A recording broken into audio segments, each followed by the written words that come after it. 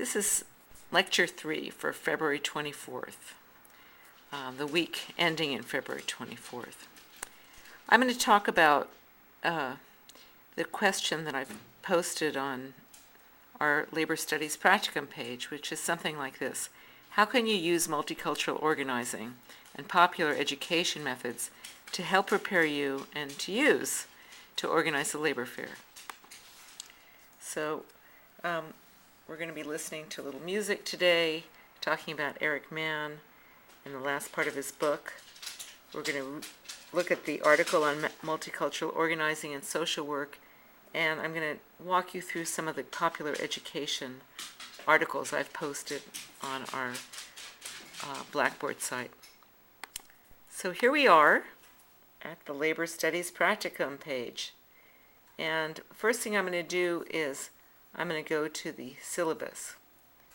And that's right here. I've gone to the syllabus. So what I'm showing you here is this is where we are in terms of the class schedule. I'm making it bigger, so hopefully we can see it. And so we're up to week 5.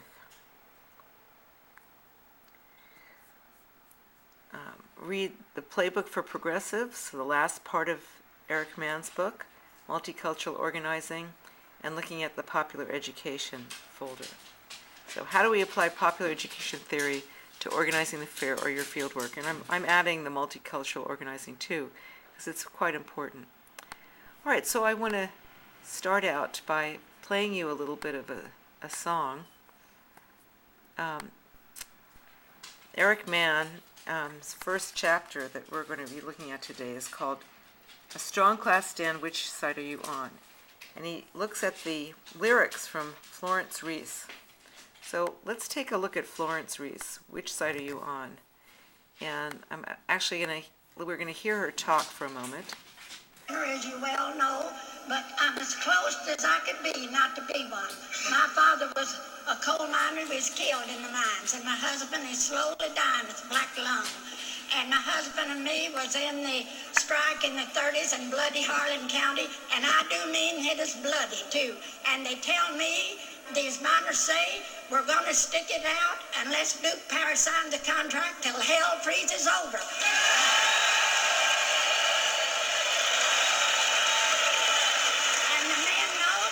Nothing to lose but their chains and their union to gain.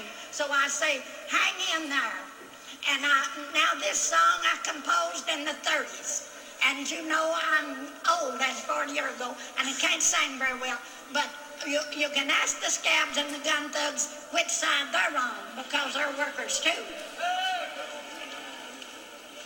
Come all you poor workers, good news to you I'll tell. How the good old union has come in here to dwell. Which side are you on? Which side are you on? If you go to Harlan County, there is no neutral there.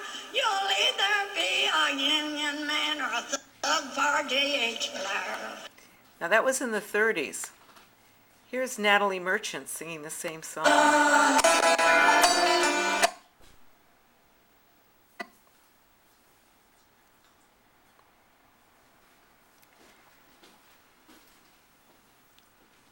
Come on, Natalie.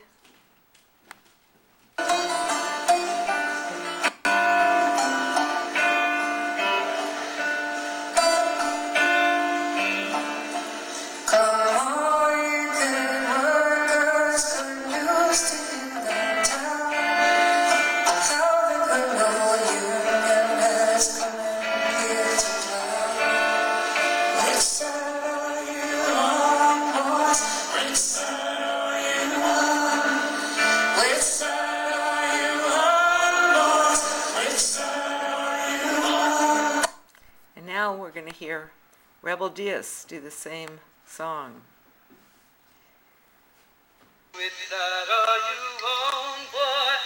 This is actually Pete Seeger. It's being sampled.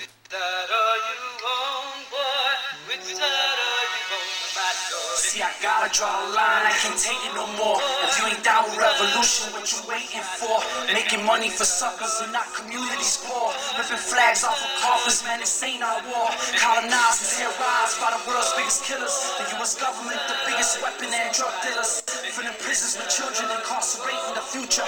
MySpace and Facebook got us stuck on computers. Stuck on stupid bumping music that's abusive to the shorties. And the nonsense that you're spitting, they just listen and absorbing. I've been dormant, I've been woken, I'm a giant, I'm ready. I'm with the opera, with Oaxaca, and behold the machetes. I rock hard like Palestinian children holding slingshots. I'm with every single kid that's down for hip-hop, for the culture, the life, what it really stands for. This music is resistance, it's the voice of the poor. I'm on the side of the workers, the teachers, the nunchucks. On the street for brown mothers, raising out brown babies. I'm with youth organized, cleaning up the wrong skills. I'm like, I'm this guy, when I stand and deliver. I'm with him for what I live, man, he running for Libya. Distribution of the land so we can all live bigger. I'm with Lincoln, with Fidel, Grandmaster, and Mann.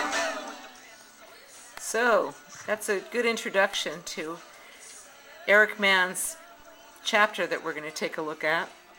And we're really looking at this very briefly, talking about taking a class stand. Which side are you on? And what he does is he talks about some of his own struggles, and the way he analyzed the situation in the GM plant that he worked on. So which side are you on has to do with taking a stand based on economic status and political perspective. And he talks a lot about the issues of making decisions about who to believe, what truth do you have, and making an analysis of why the world is the way it is. He acknowledges that his view is one that's adversarial, where working class people are people who have lower economic status and have only the ability to organize and confront corporate power to make a difference. But he also connects this to other issues dealing with national status. He talks about a class stand that's reflected in undocumented students who commit civil disobedience. And then he goes back to his own history, as I mentioned, talking about how the company was trying to turn the union against, trying to unite the union with the management and make people work harder for less. So he talks about how important it was for people to come together to overcome their differences, to deal with racism and sexism, and reach out to allies in the community and put forward a strong class stand that kept GM Van Nuys open. And he discusses the campaign that went on and how they stood up to the CEO, McDonald, and had Maxine Waters and Art Torres, other strong electoral officials who stood up and took their sides. And when they were together and when they could organize, they were able to be victorious. And they kept GM open for 10 years longer than they originally said that they were going to. So that's a huge victory. And we have to understand what victories we can win, what victories we can maybe only have partial victories in. So he goes on to talk about the organizer as expert, science in the service of people. So basically he's saying, know your stuff. If you're going to be an organizer, you better know what you're talking about. And, if it's going to be about environmental hazards, you have to read about it. You have to learn about the science of it. So he discusses here the struggle that Tom Goldtooth waged, dealing with indigenous rights and environmental justice on the Arizona Navajo Indian reservation. And discusses how he got his knowledge, how he worked with the Indigenous Environmental Network in order to really learn and build a base. he goes on to talk about other Native American struggles dealing with environmentalism and how people really have to learn how to use the system as much as they can. They have to understand the science and then understand the political system to try to make a difference.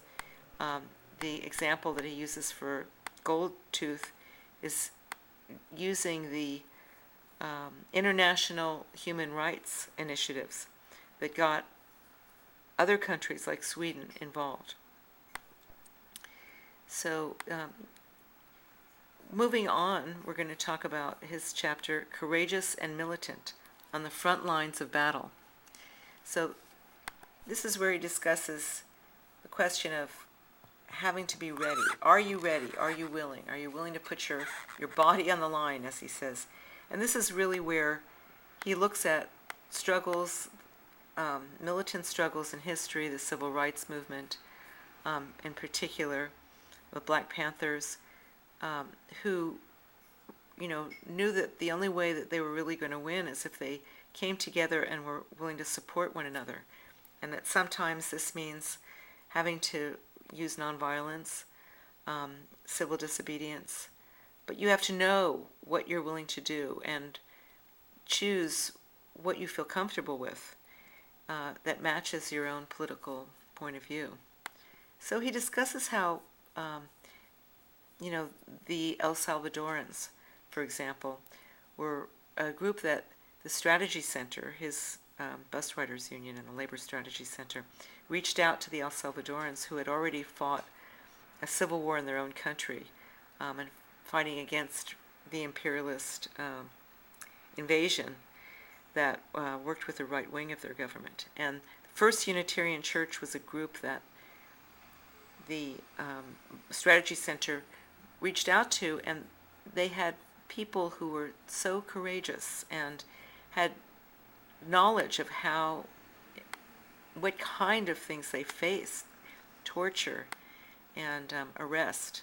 And so Mann tells Maria's story and how now she's fighting torture through the Torture Abolition and Survivors Support Coalition, and that she had joined organizations. And this is the theme that runs through Eric Mann. It's, as he says here, it's not just individual courage, it's about collective courage. It's about working together to feel strong and to be strong and analyze rationally what your tactics should be and being able to take the risks that you decide are really worth it for the struggle. So he talks about the strong work ethic and being first to arrive and last to leave. In other words, doing what you need to get the job done. First in the morning, last in the evening if necessary, but delegate and share responsibility too. Once again, examples are pulled from working at GM and his discussion of how when there was a year layoff when they were fighting the closing of GM, where they decided what they were going to do is work with the union to distribute clothes and even gas money so that people could come to the union hall and get the sources, the materials that they needed for their families to survive. And that when the workers came, they also had a planning meeting, which out of, several thousand people who came for the canned goods and the gas money and the cheese, many of them, hundreds of them, would stay and work on the campaign to keep GM open. And that involved letter writing, and once again he talks about how there were hundreds of workers that stayed on to stuff envelopes, and how he felt a sense of solidarity when several committee members commented, "I'm glad we're here together. Members need their government surplus food, their gas money, and their particular problems addressed. And plus we drop the mail bags at the post office. We know the job is done, and tomorrow we can move on to the next step." He goes on to talk about the National School for Strategic Organizing and getting people to realize what it takes to be on time, to be consistent, and to have a good work ethic in order to get the job done. I'm going to stop here and start a new tape so that this doesn't go on too long.